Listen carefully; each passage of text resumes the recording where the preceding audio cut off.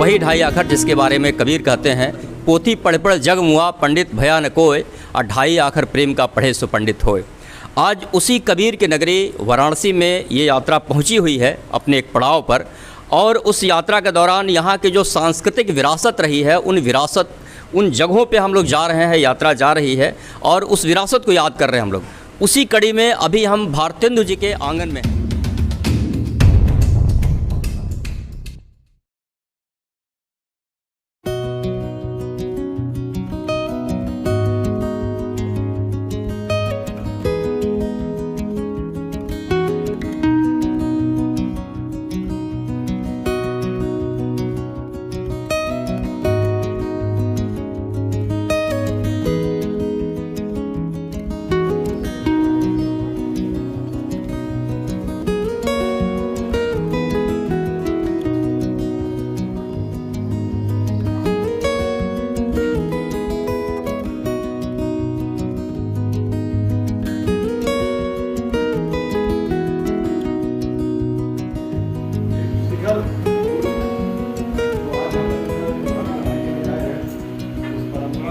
नमस्कार दोस्तों, मैं हूं आशीष त्रिवेदी। स्वागत है आपका संकल्प यूट्यूब चैनल पर। दोस्तों, इप्टा की सांस्कृतिक यात्रा निकली हुई है और ये 5 राज्यों में ये यात्रा निकली है। पिछले 9 अप्रैल से यात्रा शुरू हुई है इंदौर से, और फिर रायपुर से यात्रा शुरू हुई है।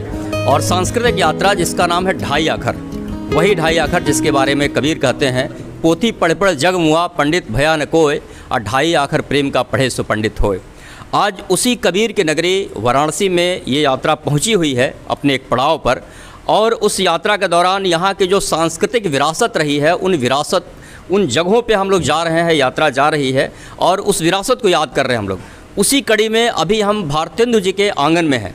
भारतेंदु हरिश्चंद्र जिनके बारे में हम सब लोग जानते हैं कि आधुनिक हिंदी साहित्य के जन्मदाता, और जो अंधेर नगरी से लेकर के और भारत वर्षोन्नत कैसे हो सकती है उनका जो विश्व प्रसिद्ध भाषण रहा, आज उन्हीं के आंगन में हम लोग हैं। और हमारे साथ हैं राकेश जी इप्टा के राष्ट्रीय महासचिव हैं।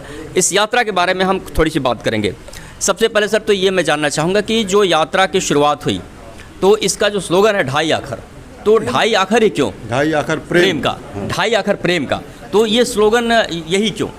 वो इसलिए कि देखिए, आज के माहौल में ख़ास तौर पर जब प्रेम, ज्ञान, तर्क, विवेक, इन चीज़ों पर एक तरीके से पहरा है और एक तरह से उसको बंदिश लगाने की कोशिश की जा रही, फिर भी सारे उस कोशिशों के बावजूद जब नफ़रत का पूरा घटाटोप है और नफ़रत बुरी तरह फैलाई जा रही है, हम ये पाते हैं कि जो आम लोग हैं वो प्रेम से ही रहना चाहते हैं। वो नफ़रत में कभी कभी शिकार भले हो जाते हों, लेकिन प्रेम से रहना चाहते हैं।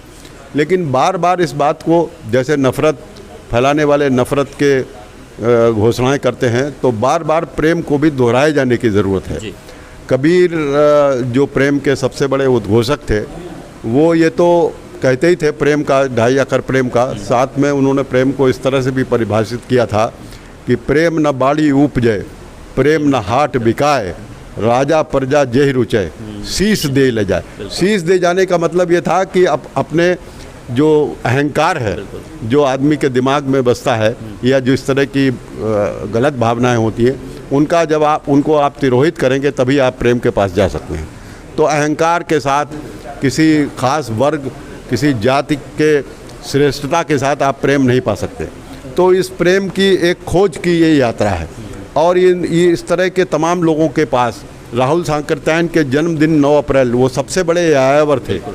तो उन्होंने ज्ञान की खोज में 18 भाषाएं वो जानते थे, और ज्ञान की खोज में भाषाओं के पास, तमाम तरह के ग्रंथों के पास, अपने ज़माने में पैदल चल करके वो श्रीलंका, तिब्बत, पता नहीं कहाँ कहाँ टट्टू पे लाद करके पाली के कितने बौद्ध ग्रंथ लेकर के आए। और दुर्भाग्य की बात है, आज़ादी के 75 साल बाद आज भी वो अभी उनका अनुवाद नहीं हो पाया है, पांडुलिपि वैसी पड़ी हुई। तो इस तरफ, इन चीज़ों की तरफ ध्यान आकर्षित करना। और न जाने कितने ऐसे शहीद हैं आज़ादी के जिनके बारे में हम लोग नहीं जानते हैं, इतिहास नहीं जानता है।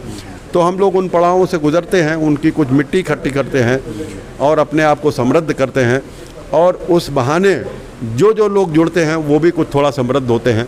तो ये एक तरह की कोशिश है, ये उसी तरह की आता है। एक चीज़ मैं ये जानना चाहूँगा कि जो एक सांस्कृतिक संकट का जो दौर चल रहा है, अभी ये भी चल रहा है कि अब इस देश में पॉलिटिकल लड़ाई नहीं, सांस्कृतिक लड़ाई की बात हो रही है। और इस सांस्कृतिक लड़ाई में एक पक्ष ऐसा है जिसके पास सारे संसाधन हैं, सारी सुविधाएं हैं, दूसरा जो पक्ष है वो बिखराव की स्थिति में है, वो बहुत सीमित संसाधन है। तो ऐसे में इस लड़ाई को हम किस तरीके से आगे लेके जा सकते हैं? देखिए, सीमित संसाधन वाले लोग, उनके पास संसाधन कितने भी सीमित हों, लेकिन तादाद उनकी ज़्यादा है, वो कभी भ्रमित हो सकते हैं। हाल में आप देखिए कि अभी थोड़े दिन पहले इस देश के किसान, उनके पास कितने साधन थे, कितना मीडिया, कितना सरकार, कितनी जिन्होंने 3 कानून बनाए थे, वो अंततः क्या हुआ, किसान डट गए दिल्ली की सीमा पर, और किसान तब तक लौटे नहीं जब तक वो कानून उन्होंने वापस नहीं करा लिए।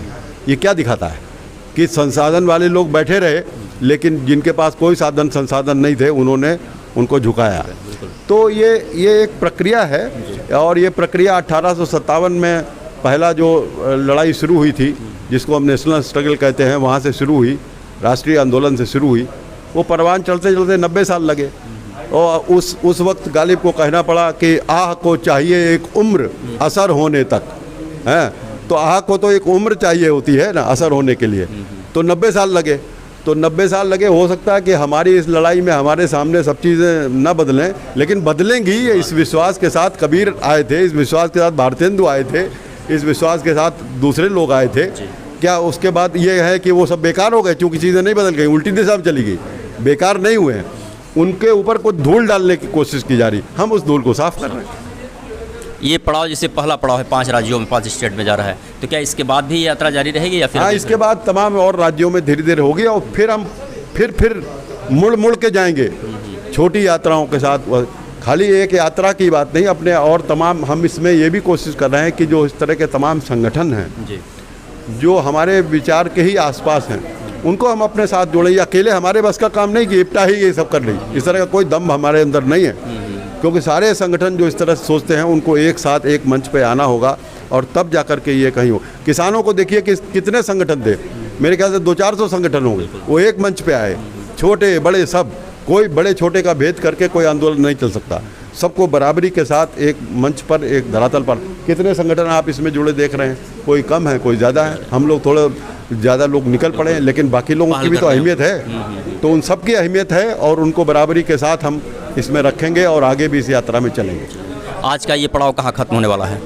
आज का पड़ाव अब ये लम्ही पे जाएगा, फिर इसके बाद हम गंगौली जाएंगे, राही मासूम रज़ा के गाँव, और फिर वहाँ से मऊ में आज हमारी शाम का कार्यक्रम है। फिर ये साझी सांस्कृतिक, साझी विरासत और साझी संस्कृति के जो ये अभियान है, और इसका पड़ाव ये चल रहा है। सर, आपने हमसे बातचीत किया, इसके लिए बहुत बहुत धन्यवाद, शुक्रिया दोस्तों।